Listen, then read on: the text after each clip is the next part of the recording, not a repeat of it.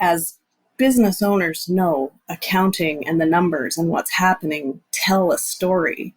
And it's one of the primary things that can help you go from, running a business that's barely making it by to a successful business that's providing for the owners and providing good jobs for dedicated employees.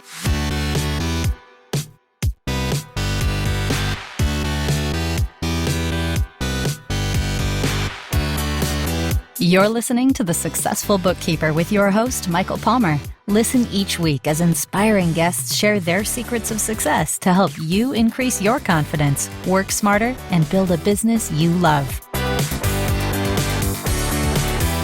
This episode of The Successful Bookkeeper is brought to you by PureBookkeeping.com, the proven system to grow your bookkeeping business.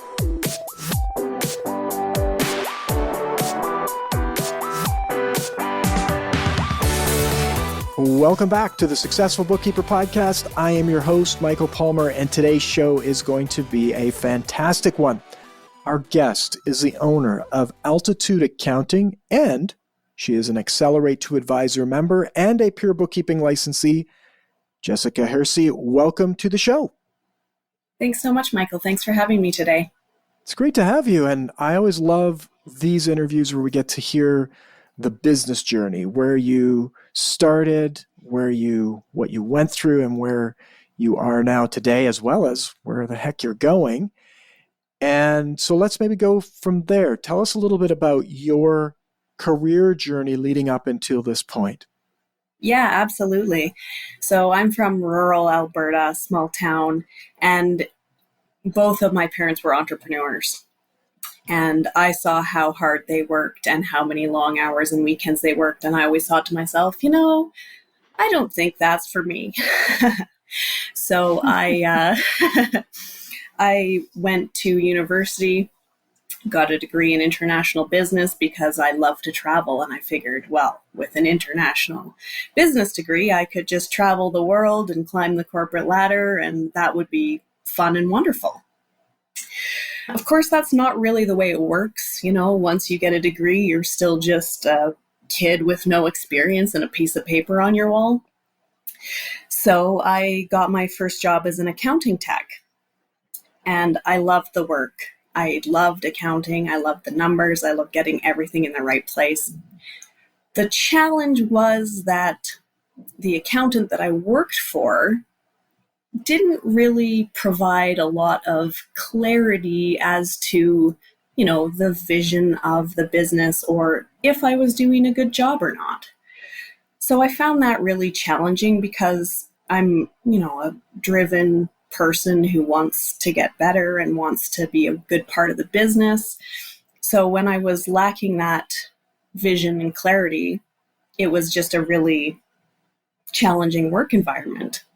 So I eventually left that position and got a great position with a chain of brick stores, furniture stores in Alberta.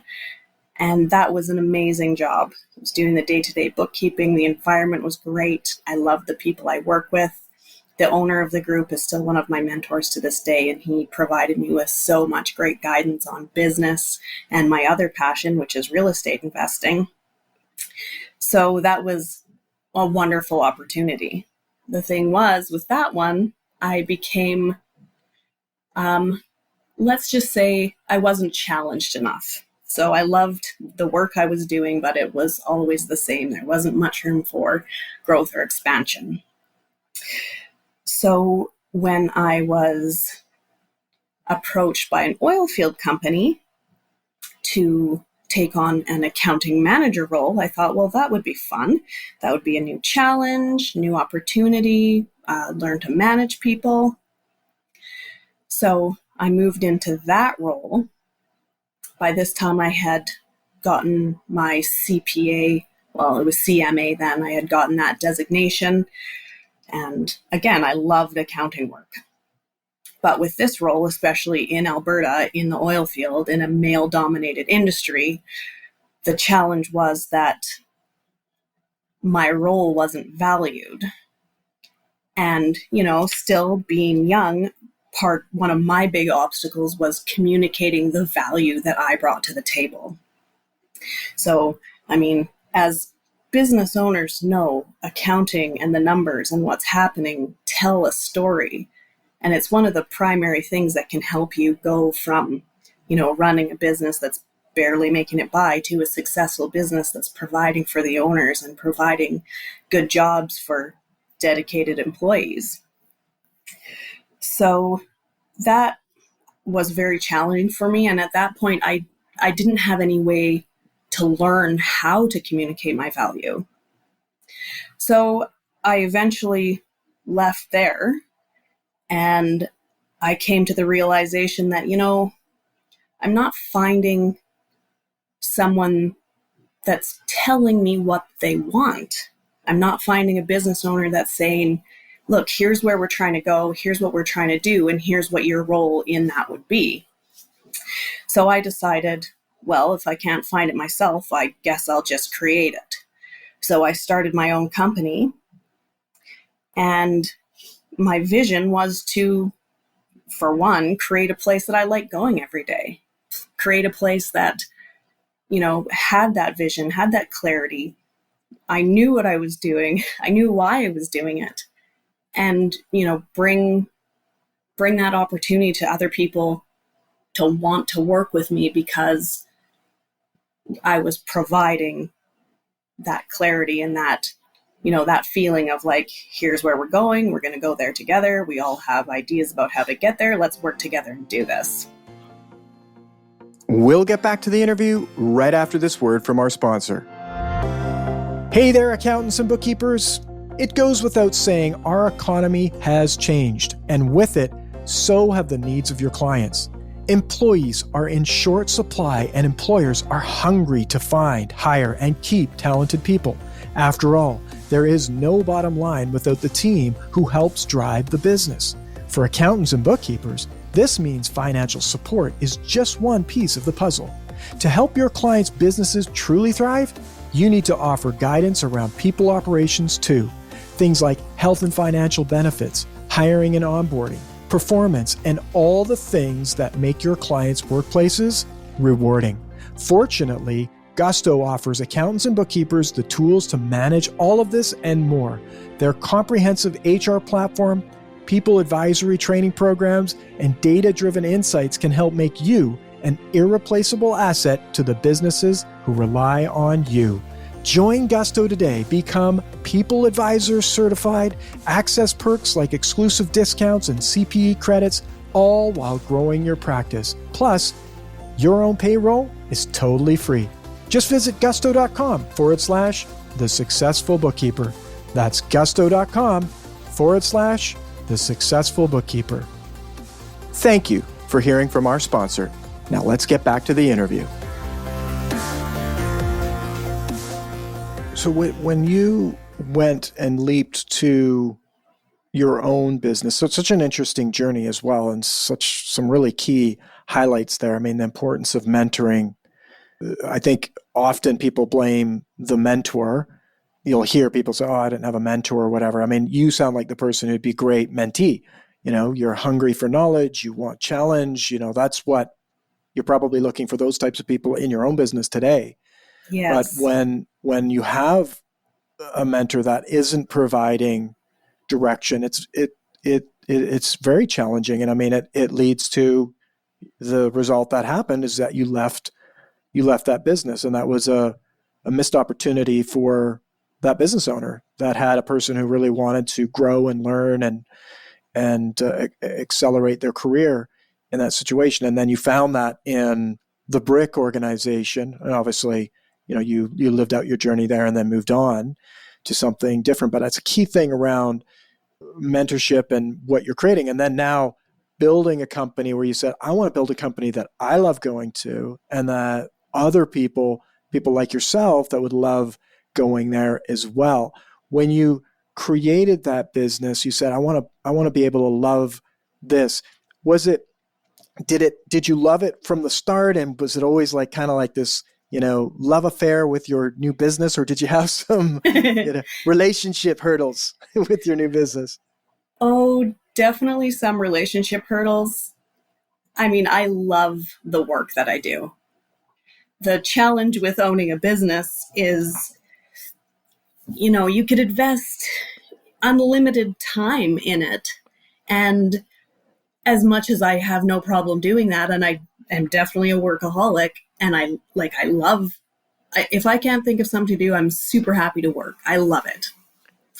But, from a life standpoint, that's probably not the healthiest thing to do. So there was challenges in, working too much and not focusing on creating systems that would make the business scalable or make it so that I could have team members that would, be able to do the same amount, or not same amount, but same quality of work that I could do. And so that was really challenging in the beginning, is learning who to hire, how to make sure they're a good fit, how to train them and provide them with systems so they can do the level and quality of work that as a business owner you expect for your business. Because as a business owner, we all love our businesses. We love what we do. We want to provide high quality work.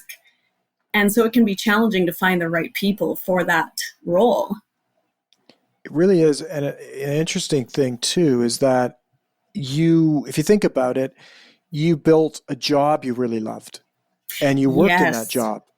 And that can be what you haven't built. And many, and in fact, many of our listeners listening right now would probably appreciate this, is that you haven't built a bridge to a business. And building that bridge is difficult, because if you're really busy working in the job that you love, which is your business, we'll call it in quotes there, business, but really a job, is that you haven't built the bridge to a business where you can have the time and the space and the energy to actually build an environment where somebody else can have a job in that business. Yes, that's exactly it. I had built myself a job. And although I loved my job, I saw the opportunity to build a business. And a business, it needs different things than a job needs. So that's why I was so fortunate to come across the Pure bookkeeping system, because it takes all those systems that as a bookkeeper, you kind of intuitively do, but it takes it all, systemizes it, makes it into this perfect program so you can train your employee to say, hey, this is what I do. This is what we do time after time. The steps are there. You know exactly what to do. If anything happens to anyone, the same steps are always getting followed. And so that's really the bridge between having a job for yourself where you just know how to do it because you've always done it, and creating a business where you have systemized your processes so you can bring other people in and they can do it the same way as you every time. And so what was the catalyst to you kind of thinking, I got to do things different, and then finding Pure? I was really always looking for something. And I had read Rich Dad Poor Dad, which I encourage everyone to read. And it had talked about the difference between having a job and having a business, just like we're talking about now. So I realized there was something to it. And in my industry, there's lots of stuff out there. And I was looking and talking to people, and I came across Lisa Campbell's Accelerate to Advisor program. And I knew that I was at a stage that I was ready to take that leap. And like you said, when you have a business and you're the primary provider in that business, you're already overwhelmed and very busy. So I found the program that Lisa was offering really resonated with me and where I was at in my journey. So I found her, and Pure was a part of that system. And as soon as I looked at it, I knew this is a thing for me, because it just made sense and it was all there. It was all laid out for you. So, I knew it could take me from where I was to where I wanted to go. And it's not just the system, it's the people. You know, they've been where I wanted to go. And that's really what you need in anything when you're trying to get somewhere. You want to be in a group of like-minded people that have gone where you want to go. And are willing to support you in getting to where they are. And that's interesting. It's a very interesting parallel, thinking of the first job that you had with the accountant who was not a good mentor, to the brick where there were a really fantastic mentor.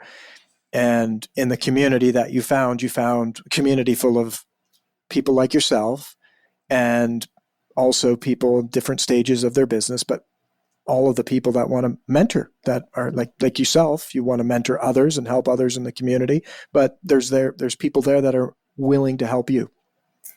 Yeah, that's really the most amazing part of it, because, you know, there's like the formal mentors in the group that are amazing, but there's also all these other people on the same journey. And we all help each other, and we all have different insights and perspectives. And like sometimes, you know, just something that someone says will really resonate with you, and it just makes you realize like, oh yeah, that's what it is. That's what I needed to hear today.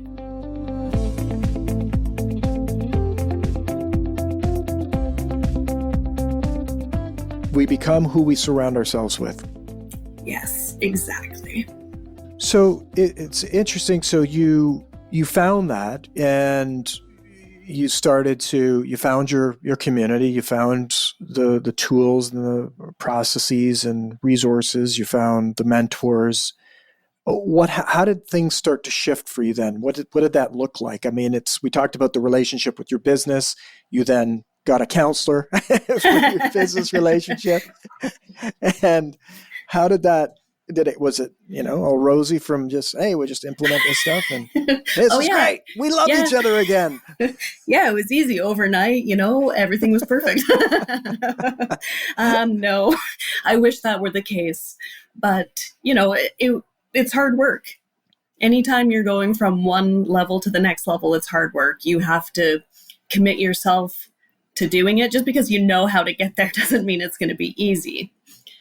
So especially in the beginning of implementation with the pure bookkeeping system, and just going through and thinking about, what do I really want from this business? Like, who do I want to serve? How do I want my day to look? It was a lot of work, and going from kind of having everything in my head to putting it on paper and having step-by-step instructions for everything, it was a tremendous amount of work. And, you know, I work long hours, and I work lots of weekends, and I am definitely a self-professed workaholic. But it's coming together. I've been in the program a year now, and when I look back, I see how far I've come. That's a beautiful view. It really is. Because now I think, you know, I don't have to work so much. I have an amazing team. They know the systems. They take ownership of their roles. I love it when they tell me, no, Jessica, you can't do that. That's not how it works. Amazing. Like, yeah, we're good. We got to do this. We got to follow the system. I'm like, okay, you're right. Let's do that. So I'm really, really fortunate that way. And I think now it's kind of a matter of kind of stepping back and looking at the bigger picture and going, okay, we made it to where we want to get. Now the sky's the limit. You know, I've often heard that we talked a little bit about it, but in Lisa's program, it resonated with you, and the people in that program, I've often heard that it alters. Like, you sort of knew where you were going, you knew it, but did you alter your vision for what your business would become or be? Did that change at all, or was it really solid when you started? I think when I started, I had some idea, because I'm also a real estate investor, and I love real estate. It's one of my passions, and it ties so nicely into what I do in my bookkeeping business. So I thought, like, I had always been focused on that. So I thought, well, why don't we like cement this vision in like who we serve? We can focus on working with real estate investors because that's what I know, that's what I love. So it definitely helped me verbalize my vision so that I could attract the right clients that were looking for the specific skill set that I have. And it's an interesting one. I mean, when you have that passion for, I mean, it's a whole other layer to what you're able to deliver to the market. And you could have chosen a whole different area of business to serve. But when you're able to combine the two, it adds a whole new, I think, value to your clients. I mean, you love it, you love doing it, you do it yourself, and you're able to then advise them in a way that many others would never even be able to even comprehend. Yeah, exactly. Because you know the niche kind of on a deeper level. It really is. It's like you're niching, and then it's like you're niching on something that you're highly aware of and also doing in your life. It's like an example was a software developer was saying, he can tell the games where the developers play the game and the games where they don't. Yeah. And as a developer himself, he's really clear because he knows when you play the game, you see the things that you'd fix immediately.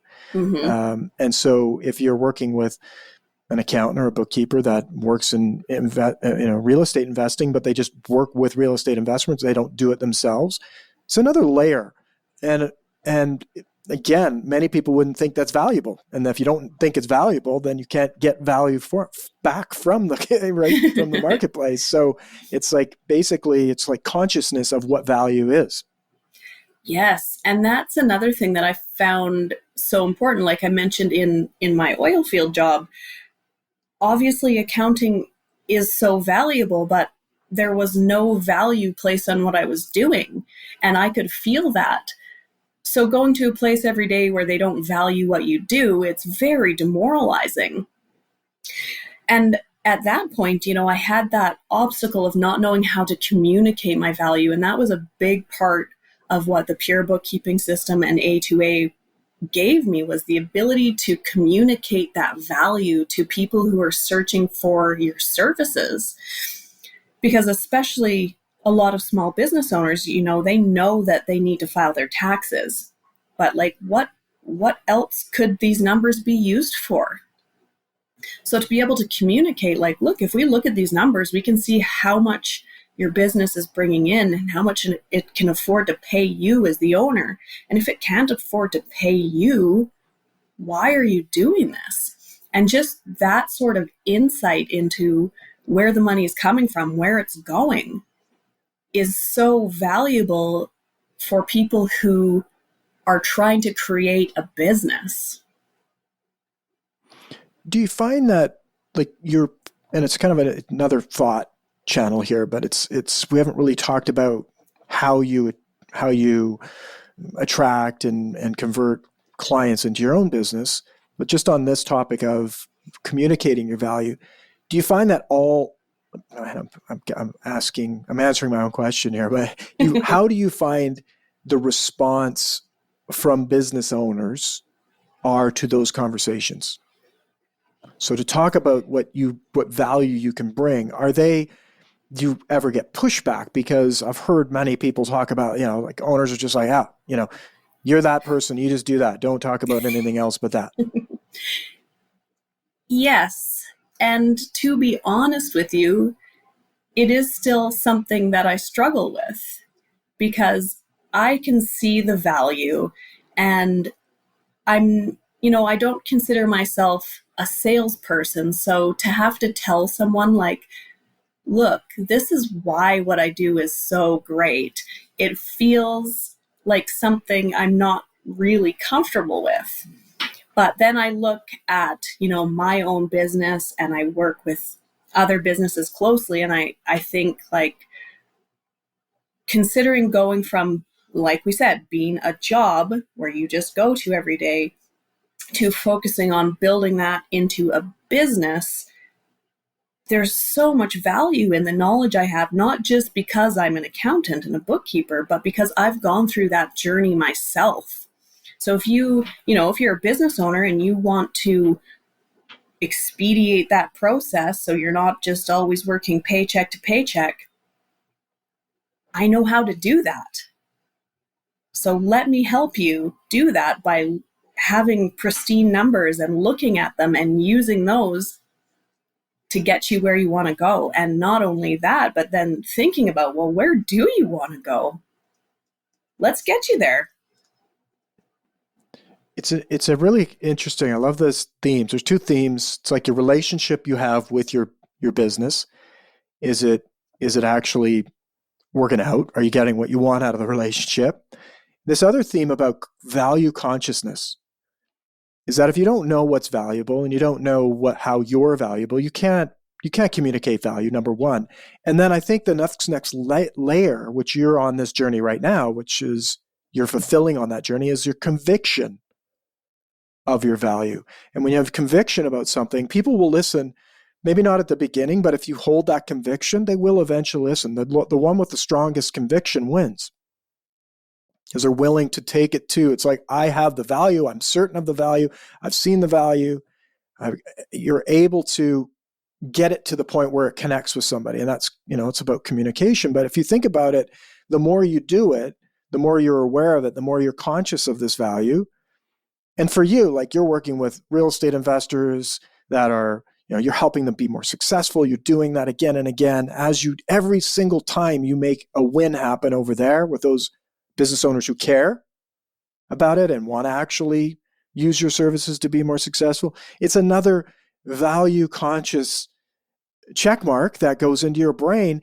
And then you think about it, and this is really great for our listener right now, which is thinking about this, is that if you're working with great clients and you're really helping them succeed and they're successful, that in itself is saying, do you want to be over there with the people who are struggling, or do you want to be over here with these types of clients that are successful? And I'm the bridge to that. Yes, that's a great way of looking at it. And like you said, like about pushback, I think, sometimes we get in our own heads because we think, oh, like someone said no to me, someone didn't see my value. But I think we need to realize, like, that's okay. Not everyone is going to resonate with specifically the value that we are bringing to the table. And we are looking for specific clients in specific niches who want to go where we're going and want to know how to get from where we started to where we are now. We're actually reading a story right now with our kids. It's about Louis Braille. The child developed Braille for the blind. Amazing story. It's for kids, but it's like, I'm listening. My wife's reading it. I'm listening to this book. And when he developed Braille, it was based off of a general in the French army. It was based off the general's a type of like dots that you could communicate, but it wasn't good enough. You couldn't use that system to put it and write a book with it.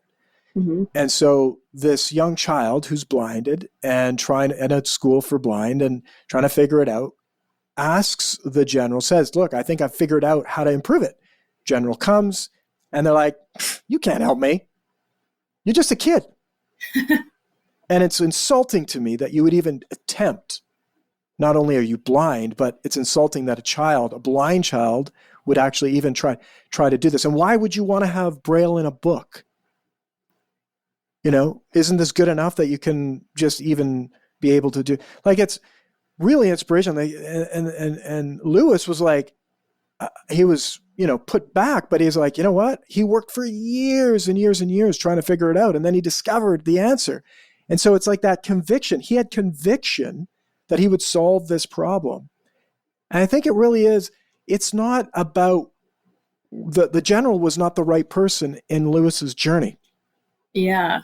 Right? So your clients, the ones that you can have the conviction and you can be like, look, we're going to solve this and we're going to help people. If they're not willing to listen, they're not the right people for your journey. You're not meant to work with them. And the general went off somewhere else and didn't have the opportunity to be a part of Braille being this amazing discovery that transformed the world for millions of people, right? So it's kind of like, I think this consciousness of your value and your conviction of your value takes time, but it's within you. Yeah, I agree. And you've discovered that. I can hear in your journey all along the way, each step of the journey, whether it was the poor experience with the first job to the good experience in the next, they all add up to you developing who you are and your value in the market and your expertise and what makes you worth more than, or worth different than what's up the street or across the street. That's just it. When you get clients, like we haven't really, and this was the next layer of that question, like some people struggle to find clients. Has that ever been a struggle for you to build your business? I always laugh when people ask, how's your business going? And I usually just say, as an accountant, I don't ever feel like I could possibly be out of work if I tried. Not accepting new clients. Yeah, there's just a very high demand for the service that we provide. And I'm from a small town and I was born and raised there, so I already kind of know everyone. So a lot of my business comes from word of mouth. And honestly, I could work all day and all night if I wanted to. And and that's great. Yeah, and that's great. But now it's a matter of realizing, like, absolutely, if I wanted to do bookkeeping all day and all night, I could. But now in order to grow my business, I'm ready to focus on those clients that really value what I can bring to the table, not just data entry, getting GST returns ready.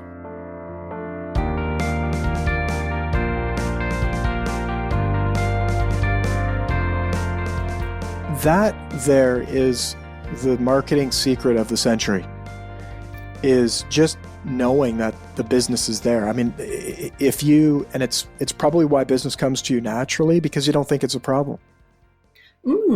Potentially. I never thought of that, When people think, I mean, it's again, it's part of the theme of consciousness, right? Consciousness of what's going on. If you're not conscious that if you make it a problem in your head, it is a problem. It is a mental barrier, and your actions will be in line with what you perceive as a barrier. I mean, if we think that we don't try to walk on water, right? Why would you ever attempt it? We know certainly that it's not possible. Therefore, how many times have you attempted to walk on water? Probably for some time. It's the same thing with, marketing's difficult. There's not enough clients. I can't find clients. I mean, you're not going to walk out the door. Why would you even attempt it? It's impossible to get clients. You, on the other hand, and many like yourself that have that belief, and it might be part of just the journey, your experience with in your life, because of your entrepreneurial family and upbringing and different things like that. It's like, what set that in your brain that there is not a problem has you just go and get the clients. Yeah, you just put it out there and people come to you. They need what you have. And that is, it's many, and there's a lot that struggle with it. And I would say the key to getting through that barrier would be similar to what you've done, is find a community of people who don't think it's a problem. And it will be that the problem will disappear. Absolutely. So we've talked a little bit about that's not a barrier for you. There's unlimited amount of opportunity and business out there for so many. You can fill up your town with handfuls of yourself, and there'll still be lots of work and opportunity. What would you say your biggest challenge or barrier is that we haven't covered today? That we haven't covered? I mean, we've talked about the articulation of value and communicating that to the clients who are looking for me. That's my biggest challenge at the moment. But other than that, I'd say it would be, seeing the future of my business being a bigger, more self-reliant system where, it doesn't need me to be there to run as a business. That's what I want to create, is a legit business, not a job that I have to go and make sure everyone knows what to do and knows how to do each thing. Just something that can, run itself. It has the ability to attract clients that are a good fit, that are looking for the specialties we provide, that everyone has their role and know what their role is. And, I'm part of that, but it doesn't need me to be there all the time. I love it. And coming back to Rich Dad, Poor Dad, I think the other concept in that book was asset versus liability. Yes. Building an asset is the journey that you're on. This is the future. We talked about it then, Biggin. What the heck are you going to be doing in the future? Where are you going? And that really is it. It's exciting. And it sounds like you've got the foundations for it cooking. And comes back to that's your journey, is like figuring out, but sounds like there's still some sort of like question mark. What will this look like? How will we get there? Exactly. And I think that's what makes it exciting, because if I just knew in, 5 years, I'd have this perfect business, I don't know. Well, that is part of the game. If the game does not have any challenges, it kind of gets boring. That's exactly it. And that's why I love business so much, because you can always, set your own bar and change course and, add another stream. So it's never going to be boring. You're never going to have to go to work and just do the same thing over and over again when you have a business. And that might be what you need to create, is a boring business. We're getting pretty philosophical here. It's crazy, but it's an interesting concept. But you think about it, right? It's that the business of the future, which is a business that runs itself, is kind of boring. Would be boring for you, and of course you would want to step away. It's like, let this business do its thing. What we're talking about here is the spirit of the entrepreneur. You have that strong in your blood, and the entrepreneur is constantly envisioning new and creating new. The technician's got to do the work. The manager has to make sure the work gets done, and you build the systems and the process. So you've been working. This is all in the E-Myth. Those are the three entities of the business owner: the entrepreneur, the manager, and the technician. And there's often a internal battle between those three. But every successful business needs to have all three, but they need to be balanced appropriately in order for it to actually create an enterprise or an entity that actually is of value. Because a job is only worth as much as a person who wants to have a job. A business, the more you have a business that is an enterprise that operates independently of its stakeholder or owner, the more valuable it is. Yeah, that's so the goal. That's the dream. And once you've created this business, then you have opportunities. And because of the industry I'm in, it's so great because you get to talk to so many different business owners. So then you have all these opportunities to help other businesses grow and thrive. Once you've done it to your business and you don't need to be in there full time, you can get more into real estate investing or helping, other businesses go from the beginning of the journey to creating this business. So you have all these opportunities that are really exciting and fun. And then, you don't get bored. That's right. It evolves. You evolve. Your vision evolves. So interesting, and such an interesting place in your journey right now. We have to stay tuned for what's to come and how you will create this. But it's been an absolute pleasure having you on the show, Jessica, and I'm always grateful on behalf of our listeners, for your generosity in coming on the show and sharing, what's working, what's not working, the inner workings of your life and your business. Well, thank you so much for having me, Michael. It's just been a pleasure, and I just love all the interviews that you do. They all bring, such different perspectives, and they're so helpful to just know that you're not alone on the journey. Oh, thank you. And it really is my pleasure. It really is. So with that, Thank you, Jessica. And we will wrap another episode of the Successful Bookkeeper podcast. To learn more about today's wonderful guest and to get access to all sorts of valuable free business building resources, you can go to thesuccessfulbookkeeper.com. And until next time, goodbye.